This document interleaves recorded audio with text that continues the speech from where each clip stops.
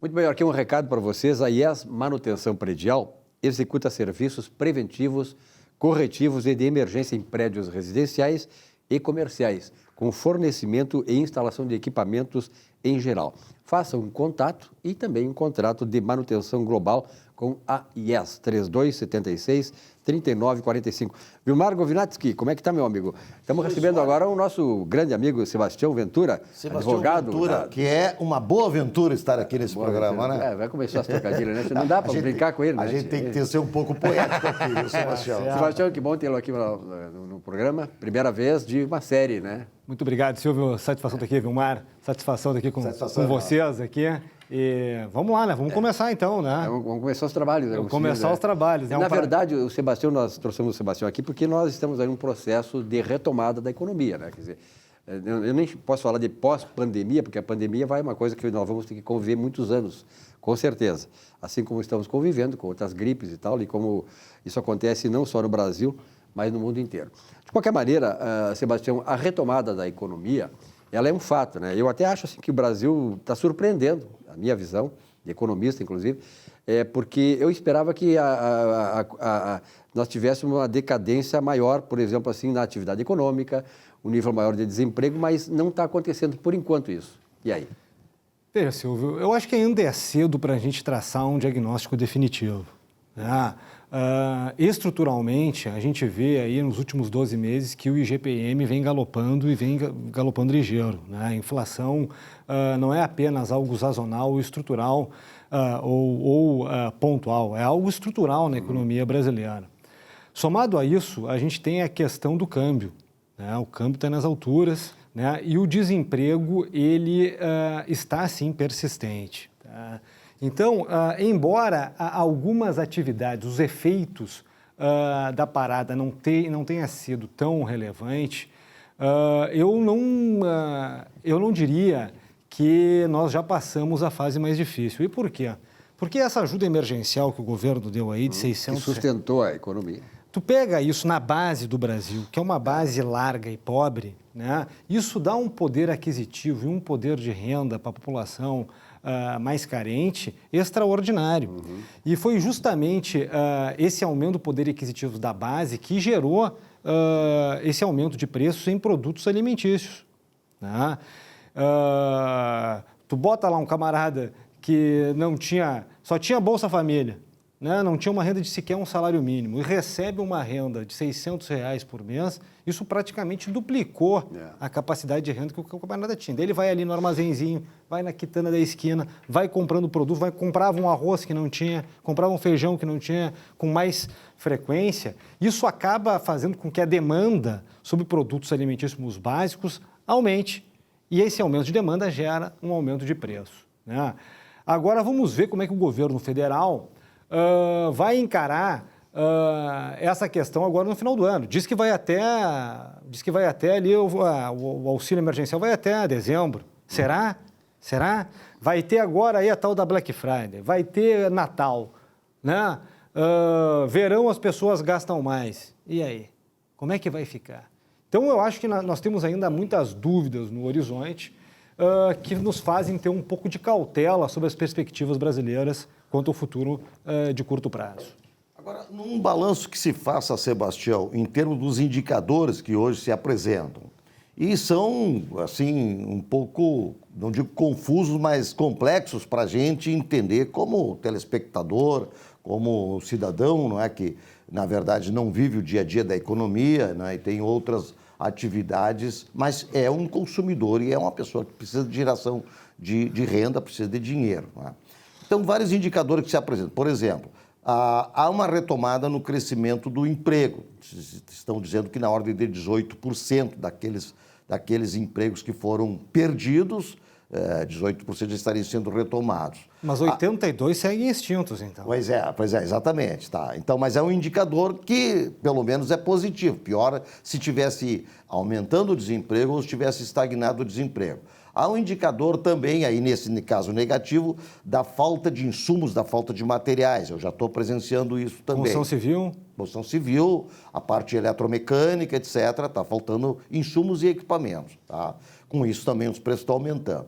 A Bolsa de Valores, ela está oscilando, está indo, né? Está indo, não está assim apresentando grandes oscilações, mas ela está naquele patamar ali de muito cuidado, os investidores estão com cuidados. O câmbio, ele em aumentando o dólar, ele tende a ser de um lado positivo, porque as exportações, elas com isso também valorizam as entradas de divisas. Tá? Enfim, então, dentro desse emaranhado de indicadores, tá?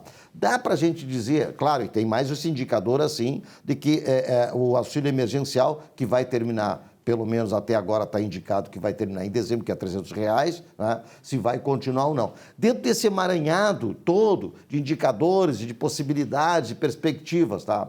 Não dá para a gente dizer o seguinte, não dá para tirar alguma coisa positiva e dizer assim, temos uma expectativa positiva para 2021? Eu acho que a gente não pode perder o otimismo, tá? Temos que ser otimistas. Tá? A humanidade, em diversas situações, já enfrentou problemas graves e conseguiu triunfar. Então, nós temos que manter o nosso otimismo natural. Agora, eu não vejo no Brasil um equilíbrio político necessário para superar os graves desafios econômicos que estão aí chegando. Né? Tu falaste que houve uma retomada aí de 18%, Vilmar. O problema não é esse. O problema é que a economia tecnológica, ela sobe um degrau na escala da capacidade intelectual. Porque quando a gente saiu do mundo agrário e veio para o mundo industrial, né, houve uma necessidade de trabalhar, de criar trabalhadores capazes de atuar, né, na indústria. Né? E isso surgiu uma série de instituições que vieram a atender a era industrial. A gente viu surgir de escolas, viu surgir de universidades, viu surgir de cursos técnicos, etc. e tal, que vieram justamente capacitar o trabalhador. Agora, quando a gente vai para a era tecnológica, a gente dá um novo salto. Né? A economia tecnológica é muito mais complexa e difícil do que a economia de fundo industrial. E nós pegamos aqui um país, né, como o Brasil, pobre, com baixo nível cultural. Né? Olha o desempenho das nossas crianças no PISA.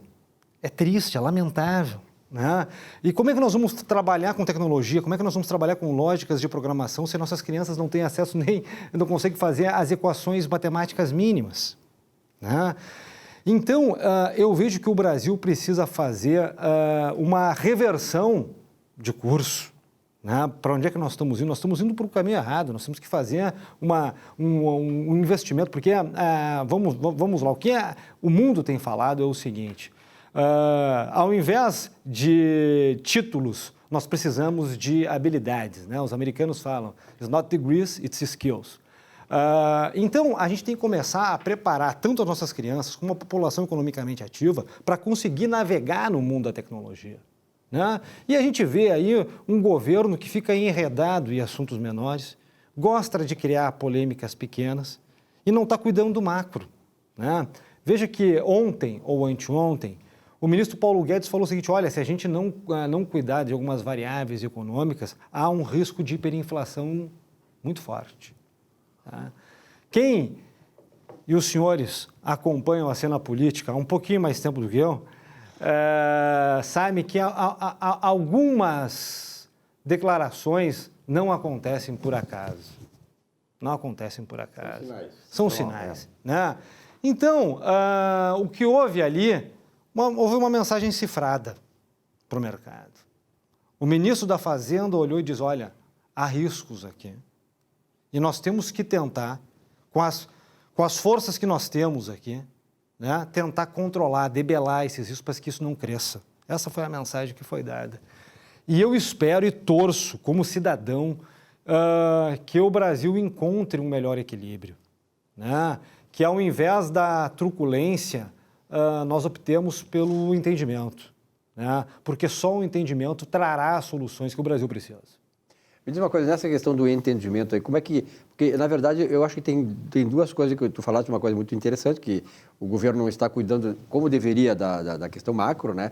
Mas existe, paralelamente a isso, e a gente que acompanha, fora da Rede Globo, acompanha as atividades e atitudes do governo, um ministro da infraestrutura que está fazendo muito Tarcísio. O Tarcísio Freitas, né? trabalho. Exatamente. Então, ele está, de certa maneira, mostrando que se pode fazer, que o governo está fazendo aquilo que ele pode fazer. Porque, na verdade, e a gente acompanhando, como acompanha a política, como tu disseste, há um pouquinho mais de tempo que tu, este governo é o único governo na minha história que eu tenho, da minha acompanhamento da coisa, que tem uma oposição organizada, orquestrada da grande mídia, dos grandes poderes, quer dizer, e mesmo assim ele está fazendo alguma coisa, mesmo que o presidente, de certa maneira, ele provoque, como tu disseste, assim, conflitos que não precisa provocar. Mas eu acho que o governo está no caminho certo do ponto de vista macro, e trazendo a questão nossa da infraestrutura, tu falaste do alimento, né? Nós estamos exportando muito arroz, estamos exportando coisa, e isso também encarece porque reduz a demanda. Mas a infraestrutura do centro-oeste para o norte está sendo toda ela recomposta, e eu acho que isso aí tem uma coisa que deve ser levada em consideração. Veja, Silvio, eu não vou cometer injustiças, né? É óbvio que tem pontos positivos no governo. É lógico que há, né? O ministro Tarcísio, o ministro Paulo Guedes, aí são quadros de primeira linha, de primeira grandeza, né? Mas também ocorreram perdas, né? Não foi à toa que o secretário Salim Matar e o secretário Paulo Ebo abandonaram, né? O barco, né? O que eu vejo é que, muitas vezes, as boas iniciativas do governo precisam da construção e do apoio parlamentar, né? E isso aí são as dificuldades do presidencialismo brasileiro, né? Porque, número 1, o presidente hoje não tem partido, tá? Então, isso significa que ele não tem base parlamentar própria, né? Trocou o PSL que surgiu na última eleição, né? Um fenômeno eleitoral, né? Do nada, ali, a partir da campanha do presidente Bolsonaro, formou a maior bancada do Congresso Nacional. Mas o presidente optou por sair, deu brigas, não conseguiram manter uma unidade sistêmica. E quando tu constrói uma base parlamentar, que não precisa ser maioria, mas tu tem uma base parlamentar segura, tu consegue ter mais tranquilidade para compor os acordos necessários a ganhar a maioria no terreno parlamentar, né? Então, eu vejo que o governo peca peca muito na articulação, né? Ele é desarticulado nisso, e isso se deve justamente por essa característica sanguínea do presidente. Né? Então, tudo lá, às vezes tu vai lá, o ministro faz, lá o Tarcísio faz uma grande construção, tal, não sei o que, cara, mas nós precisamos votar isso no Congresso. E daí começa uma campanha muito dura, muito difícil. Cada votação importante no chão do Congresso Nacional é um parto para o governo.